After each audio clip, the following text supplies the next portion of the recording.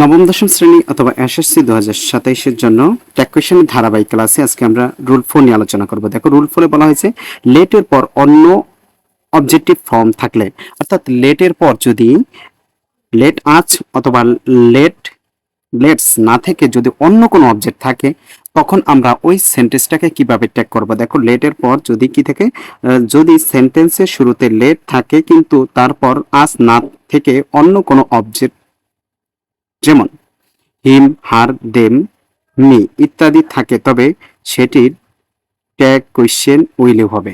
অর্থাৎ লেটের পর যদি কি থাকে, আস না থাকে, লেটের পর আস না থেকে অন্য কোনো অবজেক্টিভ ফর্ম, লেটের পর সেন্টেন্স, অর্থাৎ যদি সেন্টেন্সের শুরুতে লেট থাকে, সেন্টেন্সের প্রথমে লেট থাকবে কিন্তু লেটের পর আস না থেকে অন্য কোনো অবজেক্টিভ ফর্ম থাকবে, আস না থেকে অন্য কোনো অবজেক্টিভ ফর্ম থাকবে। লেটের পর আজ না থেকে অন্য কোনো অবজেক্টিভ, যদি সেন্টেন্সের শুরুতে লেট থাকে কিন্তু তারপর আজ না থেকে অন্য কোনো অবজেক্ট, যেমন হিম, হার, দেম, মি ইত্যাদি থাকে, তবে সেটির ট্যাগ হবে উইলিউ। অর্থাৎ এগুলো থাকলে ওই সেন্টেন্সের ট্যাগ করতে হবে উইলিউ।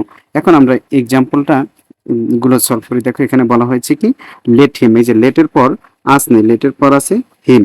যেহেতু লেটের পর হিম আছে, লেটের পর যেহেতু আমাদের কি আছে, হিম আছে, হিম।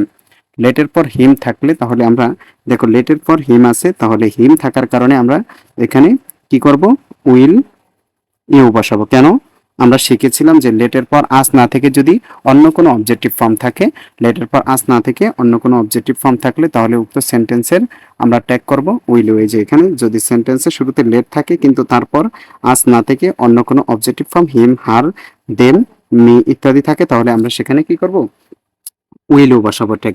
তারপরে দেখো, লেট দেম ডিজাইন দা পোস্টার, এখানে লেটের পর দেম আছে, যেহেতু লেটের পর দেম আছে, আস আস না থেকে দেম আছে, তার মানে আমাদেরকে এখানে উইল ইউ বসাইতে হবে। এখানেও উইল ইউ বসাইতে হবে, কারণ লেটের পর আস না থেকে আছে কি, দেম। যেহেতু লেটের পর আস না থেকে দেম আছে, তাহলে আমাদের এখানেও কি করতে হবে, উইল ইউ বসাইতে হবে। তারপর একটা দেখো, বলা হয়েছে লেট দা বয়, এখানে দা বয় আছে, লেট দা বয়, লেটের পর আস নেই, লেটের পর আছে দা বয়, তার মানে এখানেও কি আছে, লেটের পর আস নেই, তার মানে এখানেও কি করতে হবে, উইল ইউ বসাইতে হবে। এটাকেও উইল ইউ বসাইতে হবে। এখন দেখো বাকিগুলো আমরা সলভ করি। এখানে বলা হয়েছে লেট দেম, এটা তো আমি সলভ করছি। লেট হিম, এখানে উইল ইউ হবে, লেটের পর দেম আছে, তার মানে উইল ইউ হবে।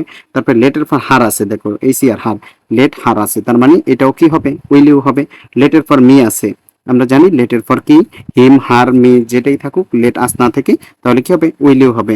তারপর লেট দা বয় আছে, তার মানে লেটের পর আস নেই, তার মানে এটাও কি হবে, উইল ইউ হবে। তারপর এটা দেখো, লেট দেম, দেম আছে, লেটের পর দেম আছে, তার মানে এটাও হবে কি, উইল ইউ। আশা করি বুঝতে পেরেছি। এটা ফেরার গুরুত্বপূর্ণ ভিডিও পেতে ভিডিওগুলো লাইক, কমেন্ট, শেয়ার করে আমার সাথেই থাকুন।